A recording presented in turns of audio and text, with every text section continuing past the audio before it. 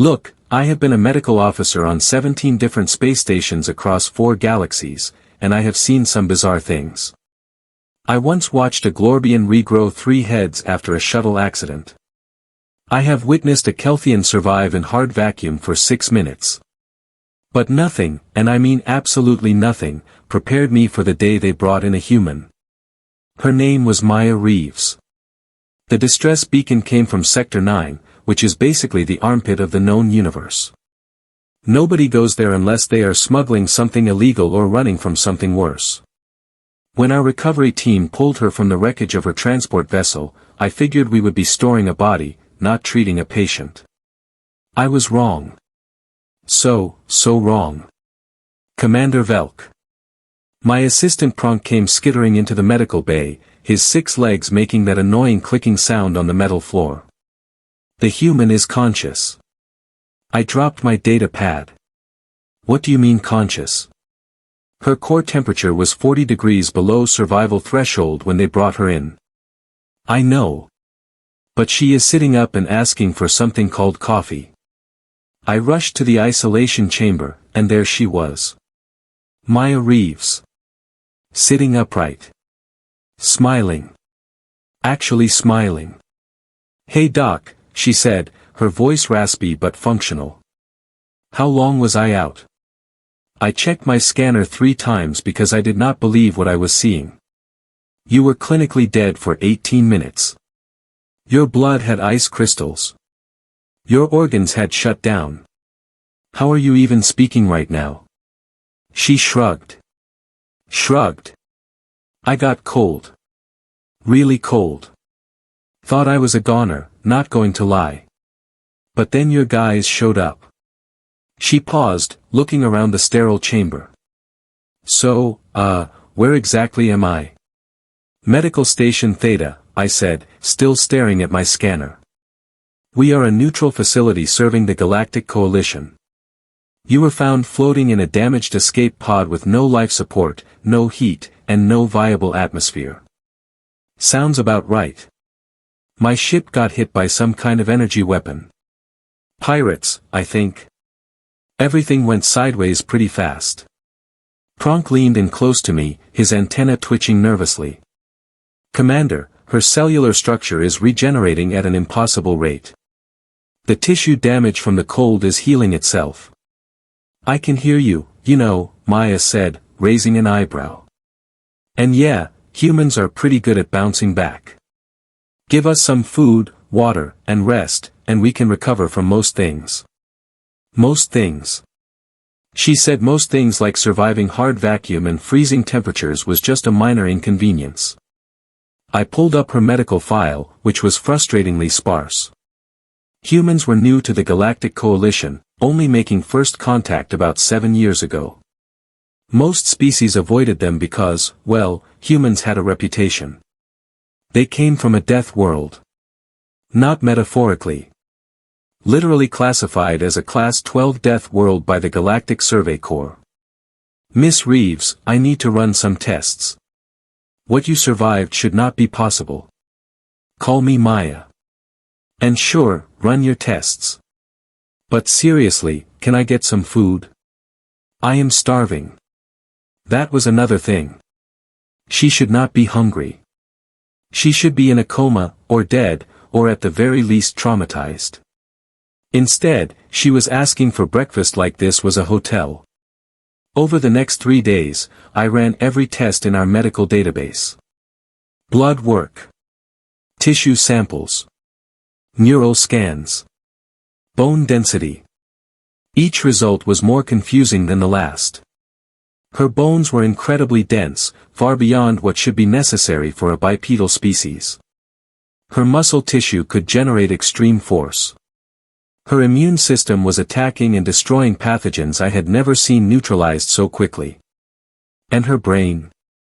Her brain was processing information and producing chemicals that would make most species hallucinate, but for her, it just meant she was happy. Your planet tried to kill you, didn't it? I asked her on day 4. Maya laughed. Actually laughed. Earth? Yeah, pretty much. We have got predators that can rip you apart, diseases that can kill you in hours, weather that can freeze or cook you depending on the season, and plants that are literally poisonous to touch. Oh, and sometimes the ground shakes and splits open. And the sky throws electricity at us. And the oceans have these massive waves that can swallow entire cities. And you evolved there naturally? Yep. Took a few million years, but we figured it out. Pronk looked like he was going to faint. His species came from a garden world with perfect weather and no predators. The most dangerous thing on his planet was a flower that smelled bad. But here is the thing, Doc, Maya continued, her expression getting more serious. We did not just survive Earth. We thrived. We climbed to the top of the food chain, built cities, created art, went to space. Yeah, our planet is rough, but it made us tougher. I was starting to understand why the other species were nervous about humans joining the coalition. They were not just survivors. They were apex predators who had conquered their own world and were now looking at the stars.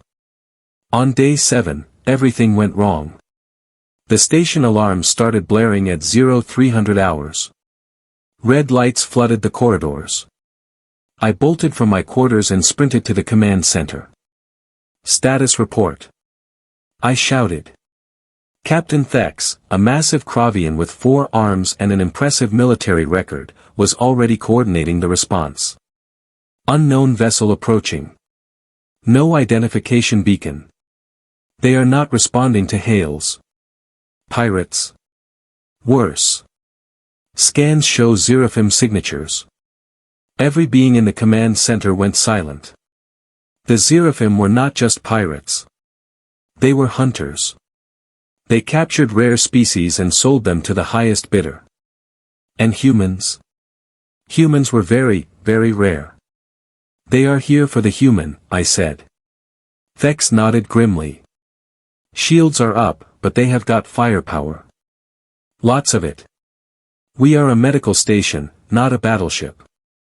The station rocked as the first blast hit our shields. Then another. Then another. Shields at 60%.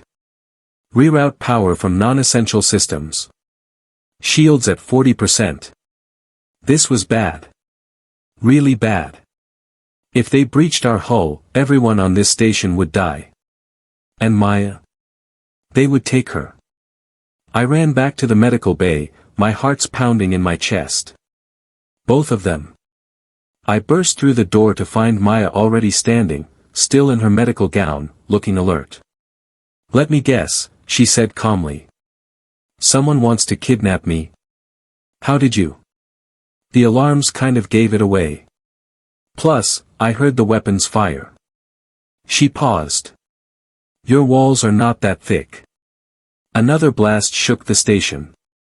The lights flickered. You need to hide. We have a reinforced shelter in the lower levels. Or, Maya said, and her eyes had this look I had never seen before. Something dangerous. Something primal.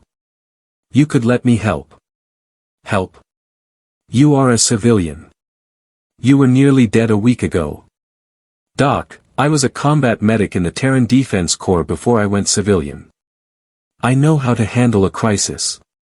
And more importantly, I know how to handle people who want to hurt others. Shields at 20%. Hull breach imminent. The announcement echoed through the station. We were out of time. Maya looked at me, and I saw something in her expression that made me understand why humans had survived their death world. It was not just toughness. It was determination. It was the refusal to give up, even when everything seemed hopeless. Do you have weapons on this station? She asked. We are a medical facility. We have security batons and stun grenades, but nothing that could stop a Zeraphim boarding party. Then we improvise. Show me your chemical storage. I must have lost my mind, because I actually did it. I took her to the medical supply room, where we kept everything from sterilization compounds to surgical anesthetics. Maya scanned the shelves with practiced eyes. Okay.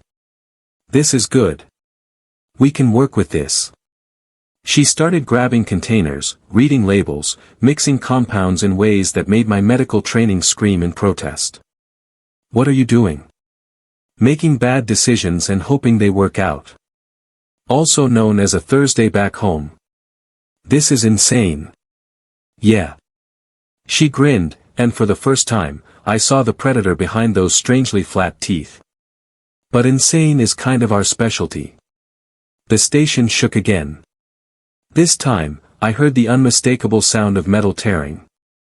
They were inside. Pronk's voice crackled over my communicator. Commander. They have breached Deck 4. Armed hostiles moving toward the medical bay. Maya finished whatever horrifying concoction she was making and loaded it into a pressure canister meant for decontamination. How many? 8. Heavily armed. Wearing combat armor. Great. Love those odds. She checked the pressure gauge. Okay, here is the plan. We let them think they have one. They will expect everyone to be cowering or running. They won't expect someone to fight back, especially not with improvised weapons. This will never work. Probably not. But it is better than hiding and hoping they leave empty-handed. I wanted to argue. I wanted to lock her in the shelter and hope for a coalition patrol ship to arrive. But the look in her eyes told me she was going to fight whether I helped or not. You are completely insane. Yeah, I get that a lot. The footsteps were getting closer. Heavy boots. Multiple targets. I could hear them barking orders in the harsh, guttural language of the Zeraphim. Maya positioned herself behind the door, holding her improvised weapon. I stood near the medical console, trying to look helpless. Which was not hard because I was genuinely terrified. The door exploded inward. Not opened. Exploded. 4 Zeraphim stormed in, weapons raised, scanning for targets. They were massive, easily 7 feet tall, covered in armor plating that could stop conventional firearms. Their eyes glowed red behind their helmets. Where is the human? The lead one growled. Please, do not hurt us. I stammered, which again, was not acting. The Zeraphim leader grabbed me by the collar. The human. Now. Or I start removing your limbs. Right here, Maya said from behind them. They spun around, and that was when she released the canister. A cloud of white vapor exploded outward, engulfing the Zeraphim squad. They started screaming immediately. Their armor meant nothing against a chemical compound that could burn through metal. Maya did not wait. She grabbed a medical tray, heavy steel, and swung it like a baseball bat at the nearest Zeraphim's knee joint. The crack was audible even over the screaming. He went down hard. The second one raised his weapon, but Maya was already moving. She ducked under his arm, grabbed his wrist, and used some kind of leverage technique I did not understand to flip him over her shoulder. All 160 pounds of human versus 300 pounds of armored alien, and the alien lost. The third one actually managed to fire his weapon. The energy bolt missed Maya by inches and punched a hole in the wall. She rolled, came up with the fallen Zeraphim's gun, and fired 3 shots center mass. The armor held, but the kinetic force sent him stumbling backward into the fourth one. Stay down, she shouted at them, her voice carrying an authority that made even me want to obey. I have got more where that came from, and trust me, you do not want to test me. The Zeraphim who was still conscious looked at his fallen comrades, then at the small human holding a weapon nearly as big as she was, and I saw something I had never seen before. I saw fear in a Zeraphim's eyes. You are human, he whispered. Yeah. And you just made a really bad choice. He ran. Just turned around and ran, leaving his unconscious teammates behind. Maya lowered the weapon, breathing hard, adrenaline clearly pumping through her system. Doc, you might want to call security. We have got some prisoners to process. I just stared at her. This woman who had been frozen solid a week ago. This woman who should have been dead. This woman who had just single-handedly fought off a Zeraphim boarding party with improvised chemicals and hand-to-hand combat. What are you? I finally managed to ask.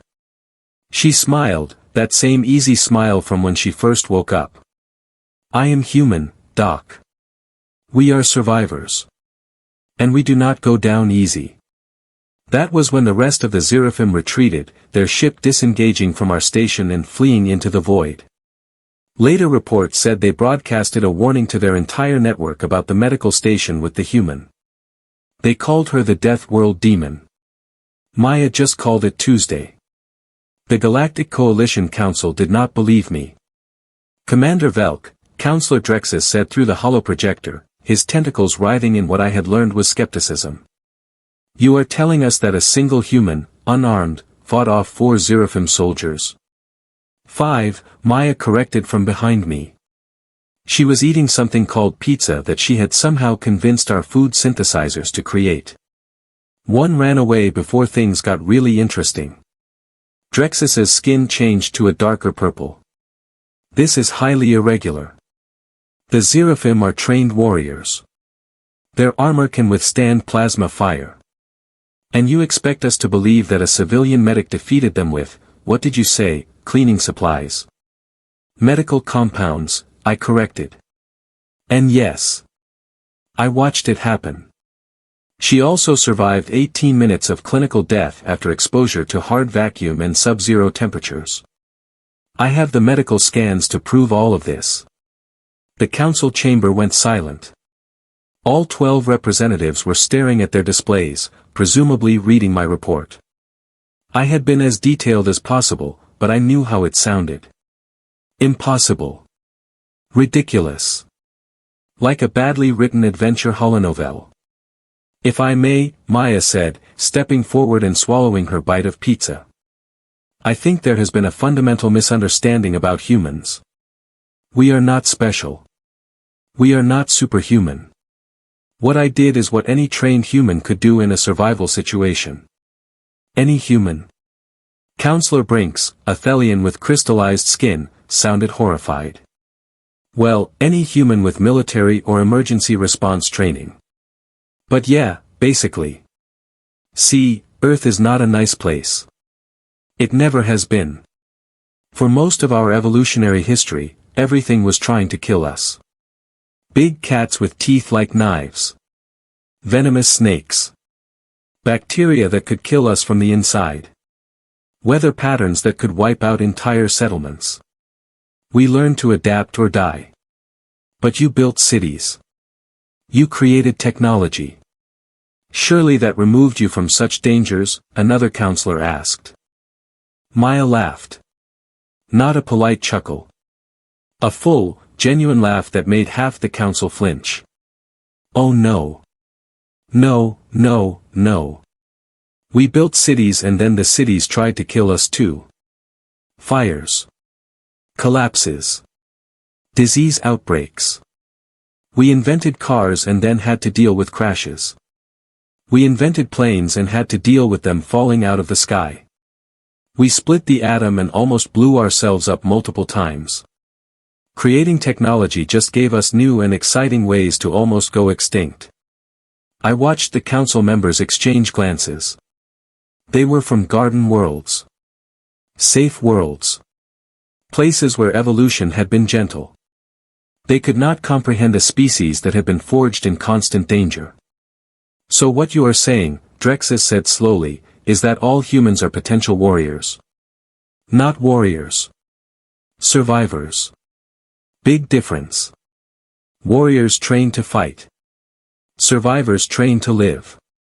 And sometimes, living means fighting. She took another bite of pizza. Also, you really need to understand something about human psychology.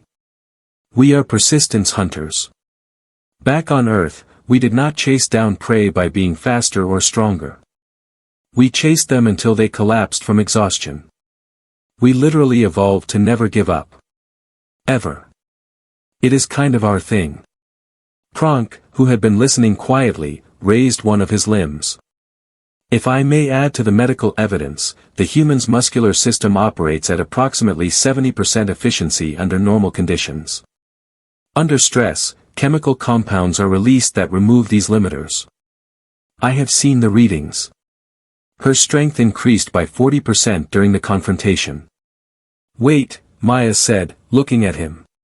You were monitoring me during the fight? Of course. You were still technically a patient.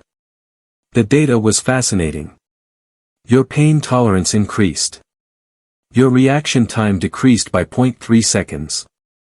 Your visual acuity improved. Your body essentially turned itself into a combat machine. Ha! Maya looked at her hands like she was seeing them for the first time. That explains why everything felt so clear. I thought that was just the adrenaline talking. Adrenaline is the catalyst, Pronk explained to the council. But the human body has multiple redundant systems that activate during crisis situations. Increased oxygen to muscles. Elevated heart rate. Enhanced sensory perception. They are designed to survive. Counselor Drexus's tentacles had gone very still. This is troubling. If one human can do this, what happens when there are millions of them? Billions? We become your allies, Maya said firmly. Look, I get it. We are scary. We come from a nightmare world and we are built to survive things that would kill most species. But that is exactly why you want us on your side. The Zeraphim are not going to stop raiding. The Vorlix Syndicate is not going to suddenly become peaceful. You have threats out here in space, and you need people who know how to handle threats. You want to militarize your species, Brink said accusingly. No. We want to protect ourselves and help protect others. There is a difference. Maya set down her pizza and her expression became serious. Really serious. I was a medic. My job was saving lives, not taking them. But when those Zeraphim came onto this station, they were not here to negotiate. They were here to capture, probably torture, definitely sell me to someone who would study me like a lab specimen. So yeah, I fought back. And I would do it again. The council debated for another hour. I could see the divide forming. Some of them understood that humans could be valuable allies. Others saw humans as a potential threat that needed to be contained or monitored. Finally, Drexus spoke. We will take this under advisement. In the meantime, Miss Reeves, you are free to go. Your ship has been repaired using Coalition resources. Consider it compensation for your ordeal. And the Zeraphim? They have been added to our criminal database. If they return, they will be dealt with accordingly. Maya did not look satisfied, but she nodded. Thank you, counselors. The holoprojector shut off, leaving just the three of us in the conference room. Me, Maya, and Pronk. They are scared of you, I said quietly. I know. They are scared of all humans. She picked up her pizza again, but did not eat it. Back home, when we first detected alien signals, everyone was so excited. We thought we would finally find our place in the universe.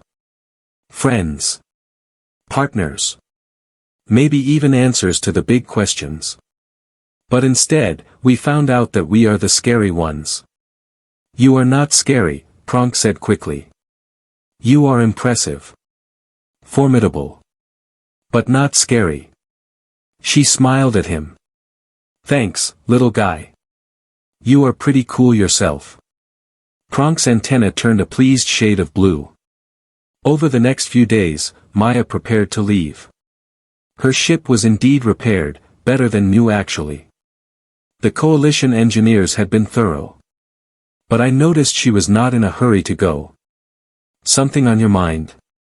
I asked her on her last evening at the station. We were in the observation deck, watching the stars. It was one of the few places on the station that felt peaceful. I am thinking about what happens next, she said. I go back to Earth, tell them about what happened, and then what? Do humans stay isolated because we are too dangerous? Do we try to integrate and risk making everyone nervous? Do we just ignore the coalition and do our own thing? What do you want to happen? She was quiet for a long moment. I want us to be part of something bigger. I want humans to explore, to learn, to contribute. But I do not want us to have to prove we are safe by being weak. We are what we are. We survived because we are tough. That should not be something we apologize for. I understood that. Really, I did. But I also understood the Council's fear. Humans were unpredictable. They were resilient in ways that defied our understanding of biology. And yes, they were dangerous. But they were also compassionate. Maya had fought to protect the station, not just herself. She had treated the wounded Zeraphim after the battle, making sure they did not die from their injuries. She had spent time with Pronk, teaching him about Earth and listening to his stories about his garden world. For what it is worth, I said, I think the galaxy is better with humans in it. Yeah. Yeah. You are annoying, reckless, and you eat the strangest things. But you are also brave, innovative, and you care about others. Those are qualities we need more of. She laughed. Doc, was that almost a compliment? Do not get used to it. The next morning, Maya left. I watched her ship depart from the docking bay, a small human vessel disappearing into the vastness of space. Part of me wondered if I would ever see her again. I got my answer 3 months later. The station alarms went off again, but this time it was not an attack. It was a hail. Multiple ships were requesting permission to dock. Not Zeraphim. Not pirates. Human ships. I rushed to the command center to find Captain Thex already communicating with them. They say they are here to establish a formal relationship with the coalition, Thex explained. They have medical supplies, trade goods, and, this is interesting, a security contingent. Security? They are offering to help protect coalition stations in exchange for trade agreements and information sharing. On the main screen, I saw the lead ship. And standing on the bridge, visible through the view screen, was Maya. She was in a formal uniform now, some kind of official position, and she was smiling that same confident smile. Permission to come aboard, Commander Velk, her voice crackled through the speakers. Granted. Welcome back, Miss Reeves. When she arrived, she was not alone. She brought a delegation of 20 humans. Scientists, engineers, diplomats, and yes, soldiers. But these were not conquerors. They were professionals. People who wanted to work, to contribute, to be part of the galactic community. So, Maya said when we met in the docking bay. Turns out Earth listened when I told them what happened. They decided that maybe isolating ourselves was not the answer. Maybe showing the galaxy what humans can do when we work together was better. And the Council agreed to this? Let us just say they are cautiously optimistic. We have got a probationary period. 6 months to prove we can play nice with others. No pressure. Over those 6 months, I watched something remarkable happen. The humans integrated themselves into station life seamlessly. Their engineers improved our systems. Their medics, including Maya, trained our staff in new techniques. Their security forces helped repel 2 more pirate attacks, and they did it without excessive force or unnecessary casualties. But more than that, they changed the culture of the station. They brought humor. They brought music. They brought this infectious optimism that made even the most cynical beings start to believe that maybe things could be better. The Council called for another meeting at the end of the probationary period. This time, the vote was unanimous. Humans were granted full membership in the Galactic Coalition. Not as a probationary species. Not as monitored guests. As full, equal members. Maya was there for the announcement. When it came through, she did not cheer or celebrate. She just nodded, satisfied. Thank you, she said to the Council. We will do our best to be worthy of this. You already have been, Drexus said, and his tentacles were actually showing a pleased green color. Your species has shown us that strength and compassion are not mutually exclusive. That survivors can also be builders. We look forward to seeing what humans accomplish in the years to come. After the meeting, Maya found me in the medical bay. I was updating patient files, routine work, but honestly I was just glad to have a moment of normalcy. "Hey doc," she said, leaning against the doorframe. "Got a minute?" For the woman who single-handedly changed human-alien relations. "I suppose I can spare one." She laughed. "I did not do it alone. But yeah, I guess I helped. Anyway, I wanted to tell you something. I am staying on the station. At least for another year. They are setting up a Human Coalition medical exchange program, and I volunteered to be the first human representative. That is wonderful news. Although I should warn you, the paperwork is atrocious. I have survived hard vacuum, freezing temperatures, and armed raiders. I think I can handle bureaucracy." We stood there for a moment, just existing in comfortable silence. It was funny. When Maya first arrived, I had thought she was just another patient. Another case file. Another being to heal and send on their way. Instead, she had become a colleague. A friend. And a symbol of what was possible when different species chose to understand each other rather than fear each other. "Hey doc." Maya said quietly. "Yes. Thanks for saving my life. I know I joke around a lot, but if you had not pulled me out of that pod, none of this would have happened. Earth would still be isolated. Humans would still be alone. So, thank you." I felt both my hearts swell with something I could only describe as pride. "You are welcome, Maya. Though to be fair, you saved yourself. I just provided the medical bay." She grinned. "We make a good team." "Yes. We do." And standing there, in that medical bay on a remote station in the middle of space, I realized something profound. Humans were not just survivors. They were not just warriors or engineers or diplomats. They were hope. Living, breathing, pizza-eating hope. They had survived what no alien could. Not just the physical challenges. Not just the pain and the cold and the darkness.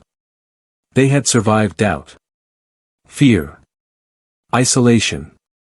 And they had come through it stronger, kinder, and ready to help others do the same. The galaxy would never be the same. And honestly, that was a good thing. Because Maya Reeves and her fellow humans had shown us something we desperately needed to learn. Survival is not about being the strongest or the fastest or the smartest. It is about refusing to give up. It is about helping others even when you are hurting. It is about looking at impossible odds and saying, yeah, but what if we try anyway? That is humanity. That is their gift to the universe. And I, for one, could not wait to see what they did next.